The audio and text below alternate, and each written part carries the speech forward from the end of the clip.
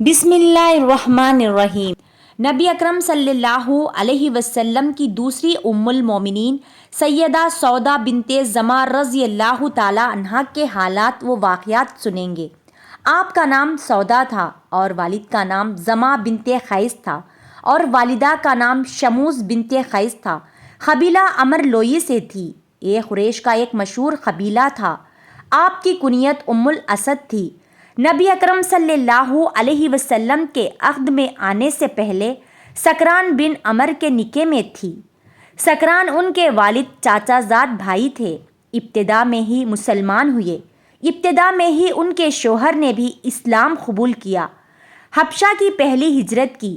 دونوں نے مکہ میں رہ کر کفار کی سختیاں برداشت کرتے رہے۔ کفار کا ظلم حد سے بڑھا تو حبشہ کی طرف دوسری ہجرت میں یہ دونوں ہی شریک تھے۔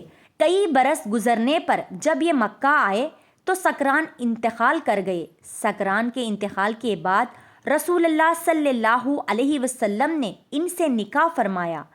سیدہ خدیجہ رضی اللہ تعالی عنہا کے بعد آپ صلی اللہ علیہ وسلم نے دوسرا نکاح انہی سے کیا ہے، اور یہ ایسے ہوا کہ سیدہ خدیجہ رضی اللہ تعالی عنہا کی وفات کے بعد آپ صلی اللہ علیہ وسلم بہت غمگین تھے، اسی لیے وہ ہر مشکل کام میں آپ کی غمگسار تھی۔ آپ صلی اللہ علیہ وسلم کی حالات کو دیکھ کر عثمان بن مظعون رضی اللہ تعالی عنہ کی اہلیہ سیدہ خولہ بنت حکیم رضی اللہ تعالی عنہا نے آپ کی خدمت میں حاضر ہو کر عرض کیا، اے اللہ کے رسول صلی اللہ علیہ وسلم، کیا آپ کو ایک مونس اور غمگسار ساتھی کی ضرورت ہے؟ آپ نے فرمایا ہاں۔ اس پر وہ سیدہ سودا رضی اللہ تعالی عنہا اور ان کے والد کے پاس گئے اور ان سے کہا، اللہ تعالیٰ نے آپ پر خیر و برکت کے دروازے کھول دیے ہیں۔ انہوں نے پوچھا وہ کیسے؟ سیدہ خولہ نے کہا، مجھے رسول اللہ صلی اللہ علیہ وسلم نے آپ کی طرف بھیجا ہے۔ میں آپ صلی اللہ علیہ وسلم کی طرف سے شادی کا پیغام لائی ہوں۔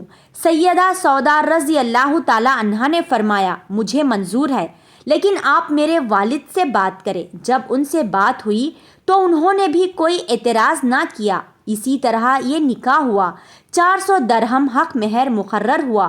یہاں میں یہ بات واضح کروں کہ بعض علماء نے لکھا ہے کہ سیدہ سودا سے پہلے آپ صلی اللہ علیہ وسلم نے سیدہ عائشہ رضی اللہ تعالی عنہا سے نکاح کیا تھا۔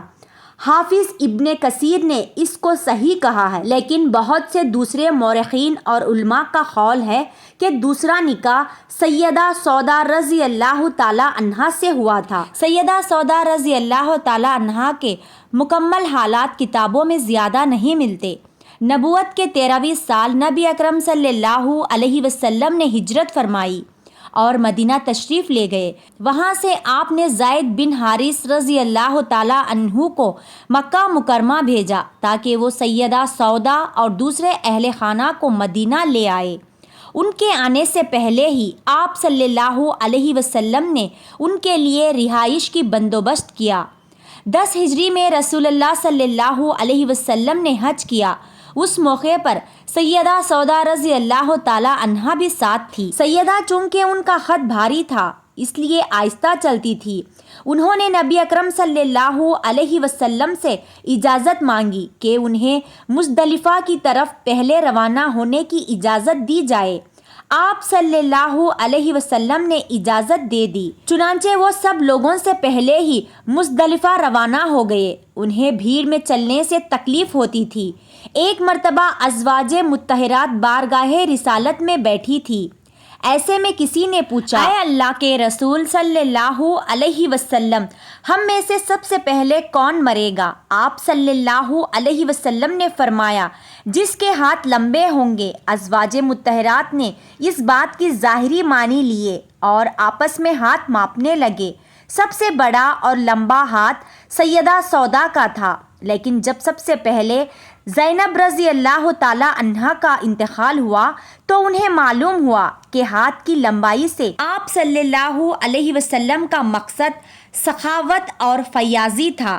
طبقات ابن سعد کی روایات کے مطابق آپ کا انتقال خلافت امیر معاویہ رضی اللہ تعالی عنہ کے دور میں ہوا۔ ایک روایت یہ بھی ہے سیدہ عمر رضی اللہ تعالی عنہ کے دور خلافت میں انتقال ہوا۔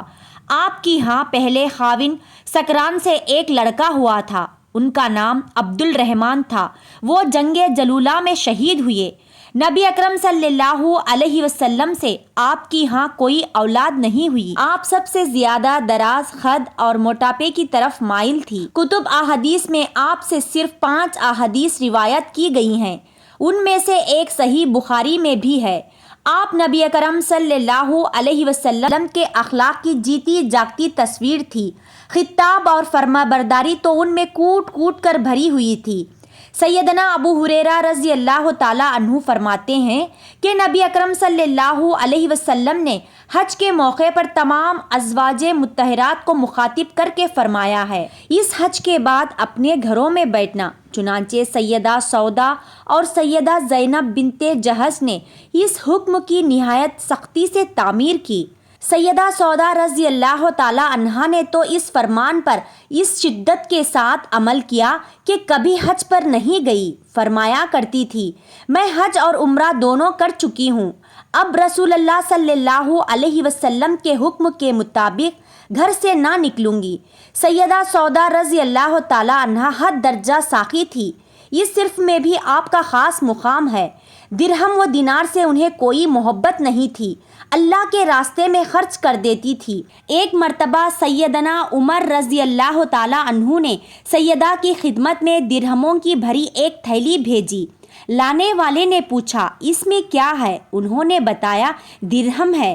فرمایا کھجوروں کی طرح اب درہم بھی تھیلی میں بھیجے جانے لگے۔ یہ کہہ کر کے تمام کے تمام تقسیم کر دیے۔ آپ نے نبی کریم صلی اللہ علیہ وسلم سے الگ ہونے کے خوف سے اپنی باری عائشہ صدیقہ رضی اللہ تعالی عنہا کو دے دی۔ رسول اللہ صلی اللہ علیہ وسلم نے ان کی اس بات کو منظور فرما لیا، اور اگر کسی عورت کو اپنے خاوند کی طرف سے زیادتی یا بے رغبتی کا اندیشہ ہو تو میاں بیوی پر کچھ گناہ نہیں کہ آپس میں کسی چیز پر صلح کر لے، اور صلح بہتر چیز ہے۔